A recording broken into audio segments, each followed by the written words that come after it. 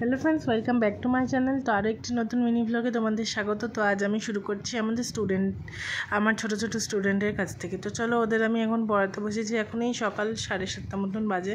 তো তার সাথে মাম্মামও রয়েছে, ওকেও আমি পড়াচ্ছি। এই যে মাম্মাম টাকলু করেছে, টাকলু করার পর তো তোমাদের সাথে সেটা শেয়ারই করা হয়নি। তো যাই হোক, পড়ানো হয়ে গেল। তারপর আমি ঘরদোর গুছিয়ে পরিষ্কার করে নিয়েছি।